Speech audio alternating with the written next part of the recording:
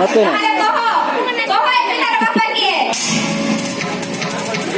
ମୁଁ ଜାଣେ ତୁ କିଛି କରିପାରିବୁନି ମଉସା। ଯୋଉଟା ସତ ତାକୁ ଯେତେ ଚେଷ୍ଟା କଲେ ବି ମିଛ ହେଇଯିବନି। ମୁଁ ବି ତାକୁ ବିବାହ କରିବି। ବିପ୍ଲବ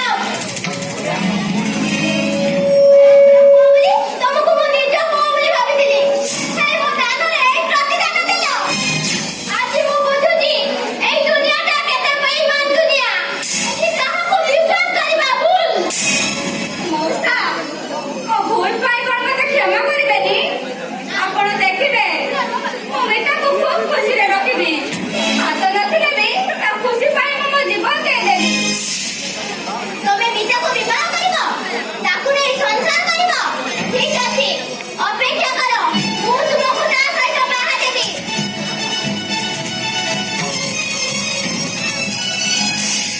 କାହିଁକି ବିପ୍ଲବ ଭାଇ, କାହିଁକି? କଣ ପାଇଁ ତମେ ଏତେ ବଡ଼ ମିଛ କଥା କହିଲ? ତମେ କଣ ମୋ ପିଲାର ବାପା? ଚୁପ ରହିଲ କାହିଁକି? ମୋ କଥାର ଉତ୍ତର ଦିଅ। ସବୁ କଥାର ଉତ୍ତର ନଥାଏ ପିତା। ତାହେଲେ ଏଇ ଅଜଣା ଅଶୁଣା ପିଲା ପାଇଁ ତମେ ଏତେ ବଡ଼ ତ୍ୟାଗ କଲ କାହିଁକି?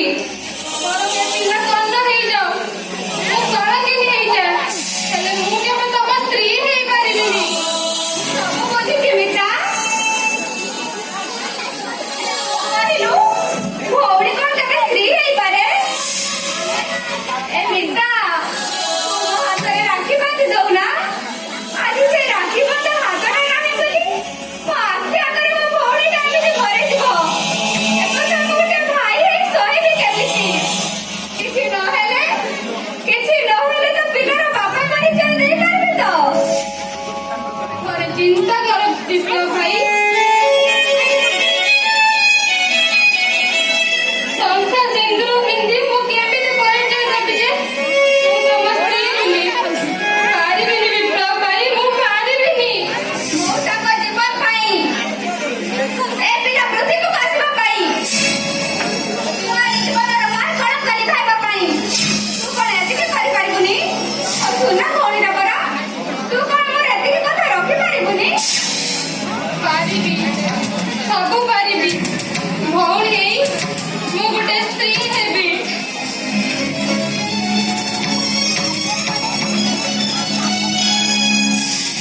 ବିପ୍ଲବ ନେ ସଙ୍ଗା ଶୀଘ୍ର, ଯାର ଜୀବନ ନଷ୍ଟ କରୁଛୁ ତାକୁ ପିନ୍ଧେଇ ଦେ।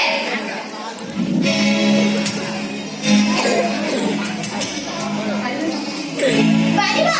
ପାରିବନି। ଗୋଟିଏ ହାତ ନଥିବା ତୁମ ଶଙ୍ଖା ସିନ୍ଦୁର ପିନ୍ଧେଇ ଦେବ କେମିତି? ମୋର ଶଙ୍ଖା ସିନ୍ଦୁର ଦରକାର ନାହିଁ ବାପା। ଦରକାର ନାହିଁ?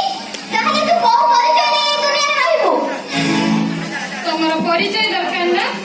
ଦିଏ ସେ ଶଙ୍ଖା ସିନ୍ଦୁର, ନିଜ ହାତରେ ପିନ୍ଧି ନେବି। ନା, କୌଣସି ଅବିବାହିତ ଝିଅ ନିଜ ହାତରେ ଶଙ୍ଖା ସିନ୍ଦୁର ପିନ୍ଧି କେବେ କାହାର ସ୍ତ୍ରୀ ହୋଇପାରେ ନା। ଠିକ କହିଛନ୍ତି ମଉସା। ମୋ ଝିଅ କେବେ ତା ନିଜ ହାତରେ ଶଙ୍ଖା ସିନ୍ଦୁର ପିନ୍ଧେନି, ତା ସ୍ୱାମୀ ତାକୁ ପିନ୍ଧେଇ ଦିଏ। ଯେତେବେଳେ ମୁଁ ବି ତାର ସ୍ୱାମୀ, ମୁଁ ତାକୁ ଶଙ୍ଖା ସିନ୍ଦୁର ପିନ୍ଧେଇ ଦେବି। ଦିଅନ୍ତୁ, ଦିଅନ୍ତୁ ସେ ଶଙ୍ଖା ସିନ୍ଦୁର। ମତେ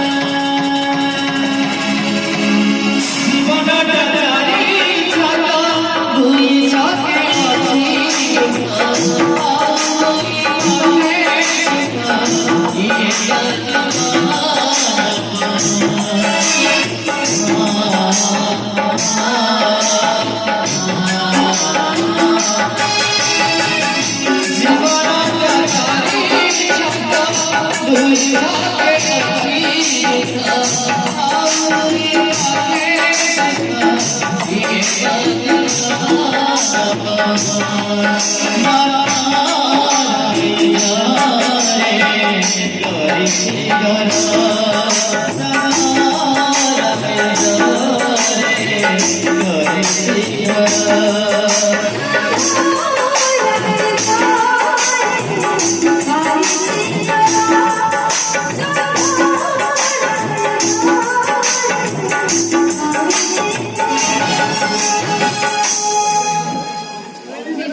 ଭାଇ ଦେବତା ମନ୍ଦିରରେ ଥାଆନ୍ତି।